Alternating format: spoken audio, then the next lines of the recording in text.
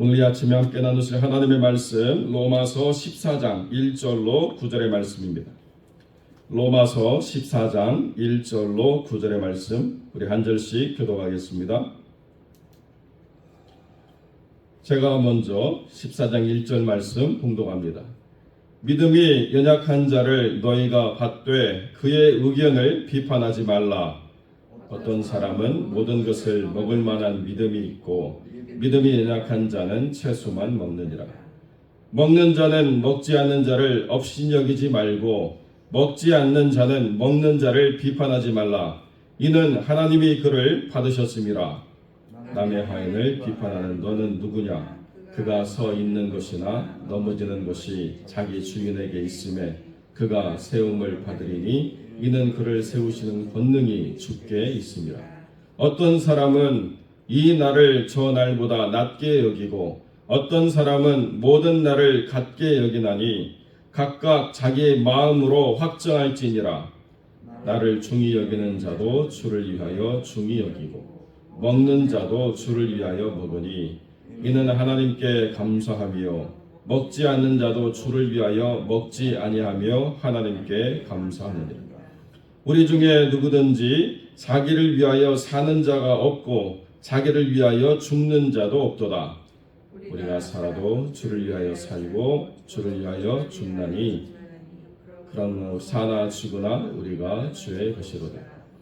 이를 위하여 그리스도께서 죽었다가 다시 살아나셨으니 곧 죽은 자와 산 자의 주가 되려 하심이라. 아멘.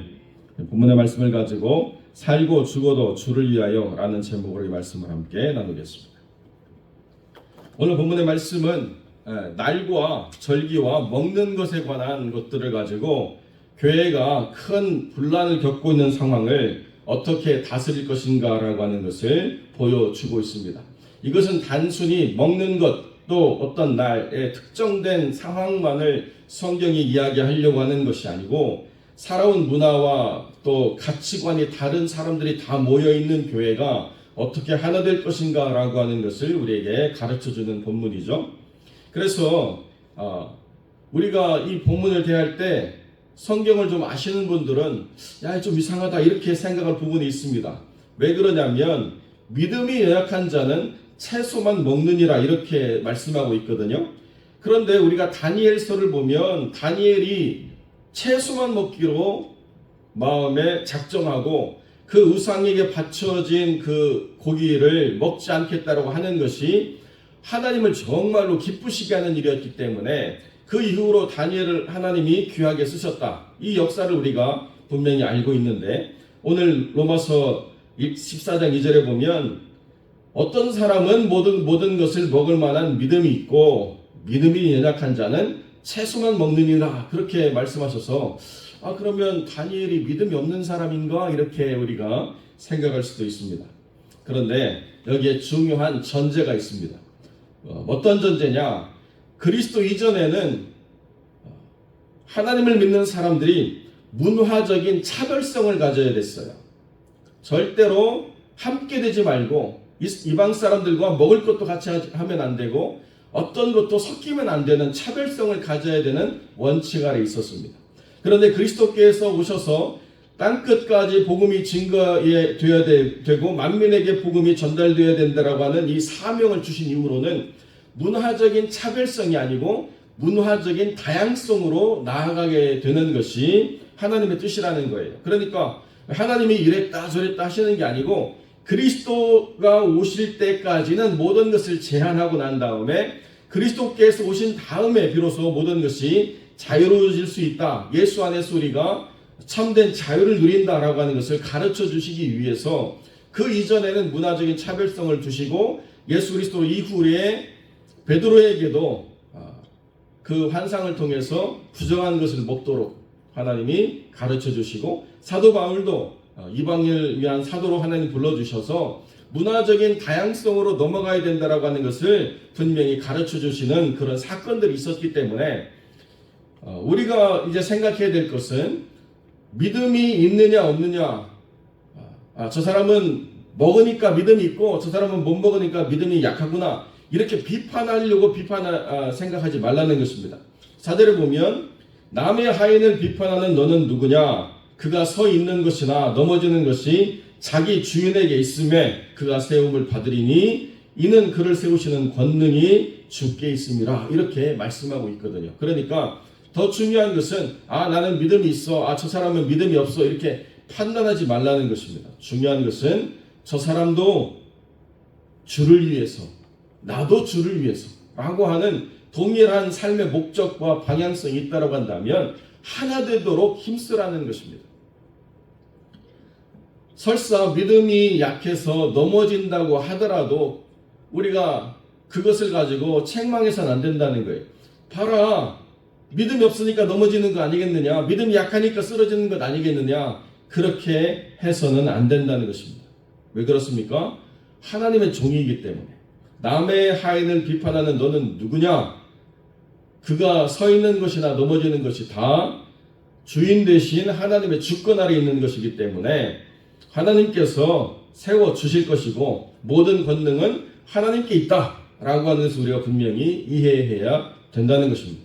그러니까 우리가 이제 교회 안에서도 하나 되는 중요한 목적은 하나님을 위하여라고 하는 분명한 삶의 중심이 서서 그 중심이 하나님 안에서 어떤 것을 결정한다라고 이야기할 때에 물론 중구난방이 되어서는 안 되겠지만 그렇게 하려고 했던 마음의 자세와 그 결정의 중요한 근거가 되었던 하나님을 위한다라고 하는 그것들을 우리가 존중해 줘야 된다는 거예요. 무시하면 안 되고 존중해 줘야 된다는 것입니다. 어느 때까지요? 하나님 안에서 믿음이 잘 자랄 때까지 존중해 주는 것이 그것이 하나님의 거룩한 교회가 하나 되는 원리다. 이렇게 성경이 우리에게 가르쳐주고 있는 것입니다. 어제 새롭게 하셔서 이렇게 보는데요. 믿지 않는 남편이 믿는 아내하고 결혼을 해가지고 자기가 신혼초에 약속을 했대요. 내가 예수 믿지 않는 사람이지만 교회를 가겠다. 그러나 절대 나에게 강요하지 마라. 권유하지 마라. 대신 교회 가서 예배드리는 동안에는 함께 해주겠다. 그래서 무려 14년 동안 믿음이 없는데 계속 교회를 다니는 남편이 변화되어 가지고 이제 간증하는 그런 내용을 담았더라고요. 믿음이 없어도 계속 나와서 하나님과의 그 만남을 계속 갖다 보면 사람이 어떻게 하지 않아도 하나님이 그 마음의 중심에 들어가셔서 그 삶을 바꾸시는 역사가 비록 14년이라고 하는 시간이 걸리지만 이루어지더라는 거예요. 그런데 그걸 그냥 사람이 확 주변에서 흔들고 어떻게든지 뭔가를 집어넣으려고 하는 그 순간부터 오히려 담을 더 쌓게 되고 벽을 높이게 되는 일들이 있다는 거죠. 심지어는 다른 사람들이 다 나와가지고 간증해서 자기도 나가가지고 간증했대요. 저는 불신자입니다. 저는 예수 안 믿습니다. 사람들이 뭐라고 할 줄 알았더니 다 좋아하더라는 거예요. 그렇게 나와주셔서 고맙다고 이야기하고 품어주고.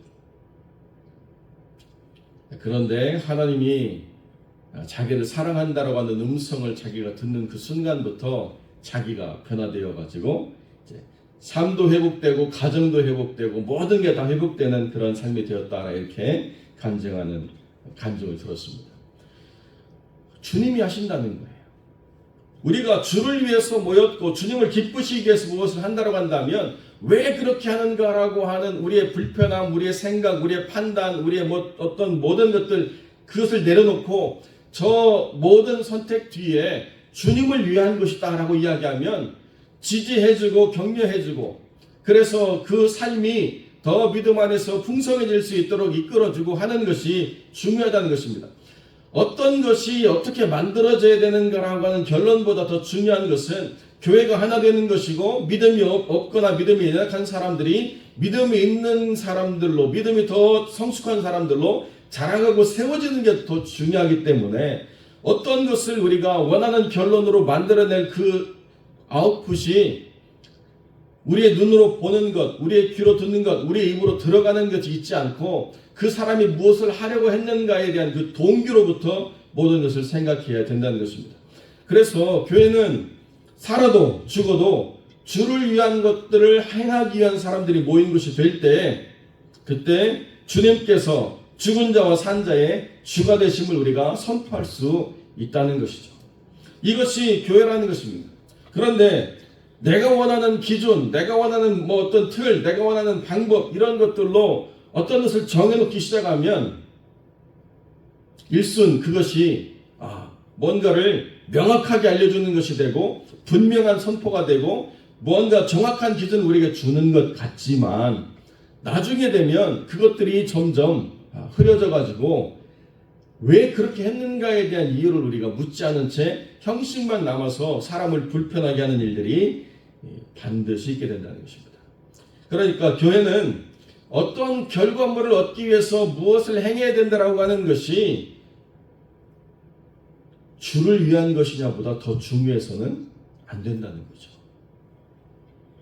그런데 그 주를 위함이라고 하는 본질적인 사명을 깨닫지 못한 채 자꾸 어떤 답을 명확하게 찾으려고 하는 삶이 있기 때문에 어쩔 수 없이 이렇게 하세요, 저렇게 하세요라고 어떤 행동에 대한 분명한 어떤 부분을 제시해주는 부분이 있긴 하지만 그것이 늘 그렇다라고 하는 것은 사실은 건강한 교회가 되기가 어렵다. 더 좋은 방법은 뭐냐? 다 주님을 위한 것이라고 하는 정말 본질을 추구할 수 있는 것으로 사람들을 이끌어주는 교회가 좀 어지럽고 좀 기준이 없는 것처럼 보여도 사실은 그게 더 건강한 교회라는 것입니다. 아마도 사도 바울이 로마 교회에게 먹지 마라 그랬으면은 먹지 않는 교회가 됐을 거예요.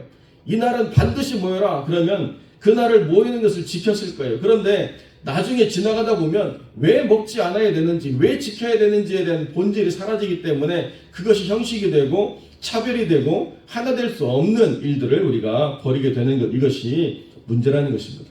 더 중요한 것은 그 마음에 하나님을 기쁘시게 하기 위한 거룩한 마음의 지경이 점점 넓혀지는 게 중요하다는 거예요.